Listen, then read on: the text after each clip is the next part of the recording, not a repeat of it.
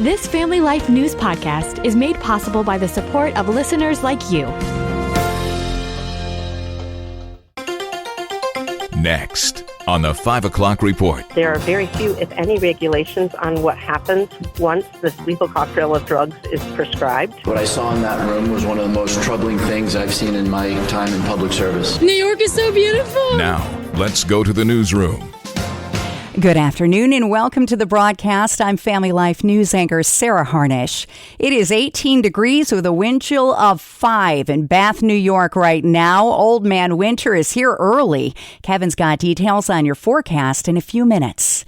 The fight for life. There is a candlelight vigil tonight in Syracuse, New York. Organizers hoping to send the message to Governor Hochul not to sign assisted suicide into law in the Empire State. This specific bill is dangerous because there are very few, if any, regulations on what happens once this lethal cocktail of drugs is prescribed. It could be left in a medicine cabinet and somebody else, like a child or somebody else who might be struggling, can take it unbeknownst to them and obviously die. It can go across state lines. It just opens up the door for the disabled, the elderly, people who are maybe not able to afford medical care. This is a cheaper way to deal with people who might feel like in some ways they're already a drain to society. Rushan Cox is with the New York Alliance Against Assisted Suicide Coalition. She says the bill has already passed the Senate and Assembly and is sitting on Kathy Hochul's desk awaiting her signature before the end of the year. I would certainly hope that the bill doesn't get passed at all. And if the bill is supposedly changed, which they said, I guess there's some way that she might be able to write it with some amendments, that indicates already that the bill itself is a very bad bill. Personally, I think giving suicide as an option for a medical diagnosis will change how medicine is done for the rest of New York State. That vigil set for 5:30 tonight in Syracuse at the State Office Building on East Washington Street. The FBI has a suspect in custody for placing pipe bombs strategically in Washington, D.C. on the eve of the attack on the Capitol, January 6, 2021. 30-year-old Brian Cole of Virginia was arrested this morning. CBS's Scott McFarland has more. The name is important, obviously, but what's so critical in this case is the why. What was the motivation for this alleged crime? For destructive, potentially deadly pipe bombs in two uniquely sensitive areas outside the Republican National Headquarters and the Democratic National Headquarters on that night, January 5, 2021. Testimony before Congress. Today, lawmakers hearing from an admiral who is involved in the second strike on the alleged Venezuelan drug boat. CBS's Stacey Lynn explains. Military officials showed lawmakers video of the follow-up strike. What I saw in that room was one of the most troubling things I've seen in my time in public service. Democrat Jim Himes. Two individuals in clear distress, without any means of locomotion, with a destroyed vessel, who were killed. But Republican Senator Tom Cotton defended the move. I saw two survivors trying to flip a boat loaded with drugs. He said all the strikes on September 2nd were exactly what we'd expect our military commanders to do. And in New York City, the Rockefeller Center Christmas tree got lit up. The tree lighting ceremony on NBC featured performances from Mark Anthony, Michael Bublé, and the Rockettes. These tourists say there's nothing quite like it, witnessing that shimmer of light in Lower Manhattan. New York is so beautiful. It's our first time flying here from Missouri. You know, there's no better place to be than like here. Me and my Nana used to do it together, and my Nana passed away, so I take a piece of the tree and I bring it to her gravesite. How cool is that? The Rockefeller Christmas tree will remain lit up until mid-January. Still to come on the 5 o'clock report, protecting your car in the cold. Josh Shapiro has some words for Kamala Harris's new book, and speed radars used by police in Pennsylvania. We have the deets after weather. Good evening. I'm Kevin Williams with a check of your Family Life regional weather forecast. Tonight, some lingering lake flakes early. Otherwise, crystal clear with a bright, full supermoon, and it will be frigid with low temperatures generally 0 to 10 above. The winds will subside a bit, though. And then for your day tomorrow, sun and clouds, temperatures rebounding into the 20s. Saturday, turning cloudy with some flurries in the afternoon. High temperature Saturday into the 30s. Yeah, no rebound yet. It is atrocious outside. Thank you, Kevin.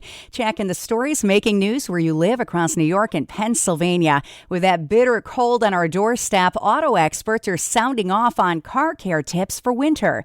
AAA's Elizabeth Carey says car batteries are a major concern this time of year. The life of a car battery in this area is about 3 to 5 years. Sometimes there's no warning. Your battery might go. You just come out one day and it's completely dead. But sometimes there are signs like an odd noise when it's turning over or a churning sound, or maybe the lights seeming a little bit dimmer. Car batteries can lose up to a third of their power in freezing temperatures. Carey suggests avoiding running the heater, defroster, and turning on the headlights all at the same time when you first start your car. This will avoid putting extra strain on the battery. Pennsylvania Governor Josh Shapiro is blasting a new book by former Vice President Kamala Harris. Shapiro unleashed on Harris during an interview Wednesday, claiming the book 107 Days contains untruths about him. Media critic Joe Concha. Obviously, there was some friction between Kamala and Josh Shapiro. And Shapiro, who was sitting at north of 60% approval in a state, Pennsylvania, that Kamala absolutely had to win. It shows why he wasn't chosen to be her running mate. Instead, she went with Tim Walz. In the end, I have a feeling that Kamala was probably told to juice up some stories in order to sell this book that is not selling very well, by the way, despite a lot of hype. And now Shapiro is fighting back. The governor was on the short list of potential Harris VP picks last year. She claims he wanted to be a co-president, not a vice president. Shapiro calls that a blatant lie and says Harris is just trying to sell books. Controversy is brewing in Brighton, New York, over plans to install a synthetic turf field at the high school. The district says bad weather has made grass surfaces unplayable, but some parents say the turf contains dangerous chemicals. I think when it comes to kids' health, if the choice is ease of maintenance or keeping kids away from known carcinogens, as a parent, to me, that's an easy choice. It's about protecting kids. But Brighton Superintendent Kevin McGowan says the turf is unsafe. In fact, we've provided the feedback on each part of the turf, both the synthetic surface, the underlayment, the pad, and the rubber infill, that they are not manufactured using PFAS. The district hopes to begin using the fields in the spring of 2027. And did you know Pennsylvania is the only state in the country that does not allow local police to use radar to catch speeders? Only state police have that authority. Michelle Collins from Wilkes-Barre can't understand why. It's kind of stupid. It's a more accurate way of detecting someone's speed. They should be allowed to use it. State Senator Lisa Barker is sponsoring legislation to give local cops the power to use radar to enforce speed limits. For me, it's an effective tool. It's the safest and most accurate speed timing device. Opponents fear municipal police might use radar to set up speed traps aimed more at raising revenue than making roads safe. The proposed authorization includes measures to tightly regulate how local police would use radar when and if they get the green light. Next at 5, a huge win in the courts in New York State for crisis pregnancy care centers. Let's listen in. This is Faith Under Fire. We take you straight to the voices on the front lines of religious battlegrounds. I'm your host, news anchor Sarah Harnish. With me today, Alliance Defending Freedom's Senior Counsel, Caleb Dalton. We're talking abortion pill reversal. It was a huge win this week in the Second Court of Appeals. 11 faith-based crisis pregnancy centers versus the Attorney General of New York, Letitia James. In a unanimous decision, the court ruled in favor of the pregnancy centers. They cannot be silenced when informing moms of the ability to reverse an abortion that they've started by taking the at-home abortion pill, mifepristone. Caleb, tell me what happened this week. Absolutely, Sarah. New York, through its Attorney General, Letitia James, has been attempting to censor pro-life pregnancy centers because they tell women about the option of abortion pill reversal. This all started back in May of 2024 when the Attorney General sued 11 pregnancy centers in New York, attempting to censor their speech. And we were grateful to have the opportunity to represent NIFLA and Gianna's House, an options care center there in New York, to push back against that censorship. And this week, The Second Circuit Court of Appeals affirmed that the Attorney General can't censor that information that pregnancy centers are trying to share with women. Would you say that this is a small victory? I think this is a great victory on behalf not only of pregnancy centers, but on behalf of women. Women deserve to have information about this life-saving option. And what the Attorney General was trying to do here was to keep them from even hearing about it in the first place. What the centers did was share information, and that allows a woman to then go talk with her doctor and decide, if I regret my decision to take the first abortion pill, is there an option to potentially save my baby's life?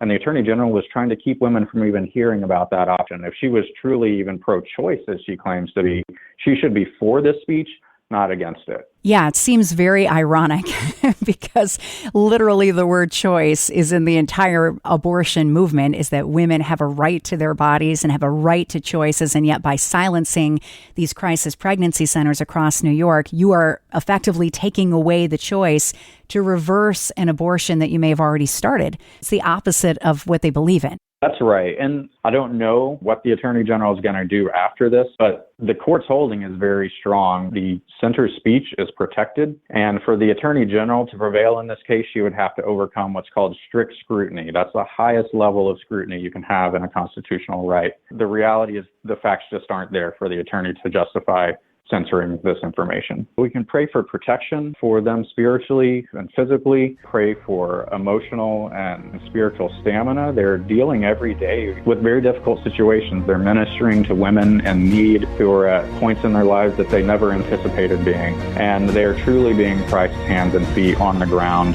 to women in need. And we should pray for blessing and encouragement for them and support them in every way that we can. Learn more at adflegal.org.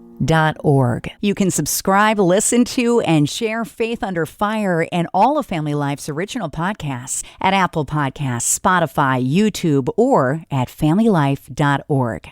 Some gifts cost little, but others cost everything. Hi, I'm Rob West with a Faith and Finance Minute. In 2 Samuel 24:24, King David said, "I will not offer burnt offerings to the Lord my God that cost me nothing." David understood that true generosity isn't about the size of the gift, but the size of the sacrifice. Sacrificially generous people give not from their leftovers, but from their hearts. They give joyfully, trusting God to provide. They see giving not as loss, but as worship. Their generosity flows from gratitude because they know how much has been given to them through Christ. When we give in this way, we reflect God's own heart. And one day when we stand before Him, we'll realize we never really sacrificed anything. We simply let go of what was not eternal.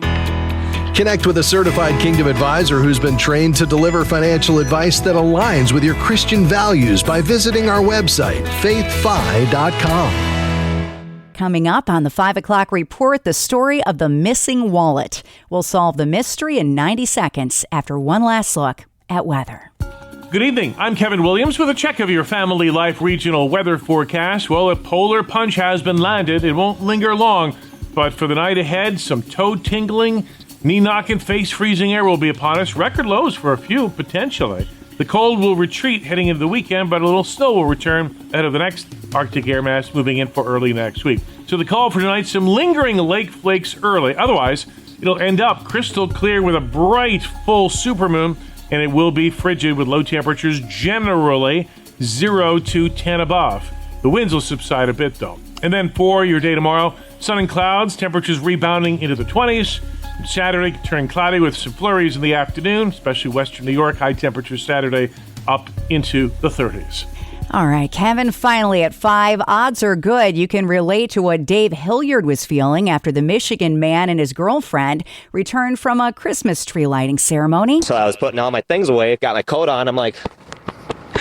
That's when the heart sank. Yep, his wallet was missing. They drove back to downtown Detroit for a frantic but fruitless search. But the story was a happy one, although it had an incomplete ending. On a whim, they checked his Ring doorbell video, and his girlfriend tells WXYZ it showed a woman walking up and putting something in the mailbox in the middle of the night. It was his wallet in her hand. I'm like, it's in her hand. It's at home. And there was nothing missing. It was returned by an anonymous Good Samaritan who drove more than 20 miles out of her way to get it back to them. They're grateful, but hoping to get a chance to express their gratitude in person. We just want to find out who she is. Yes, so we can repay her. Yeah, because she saved us a lot of heartbreak and a lot of just time. We owe her a lot, so it's the least we could do. Here's to all the good Samaritans out there doing the right thing, even when no one is looking. And that's the world that we live in for Thursday, the 4th of December. I'm Sarah Harnish, and this is the 5 o'clock report on Family Life. Thank you for listening to this Family Life News podcast. If you've been encouraged by what you've heard, please share it with others and click the subscribe button to automatically receive future episodes. Family Life is a listener-supported ministry. Podcasts like this are made possible by your financial partnership. Find out more at familylife.org.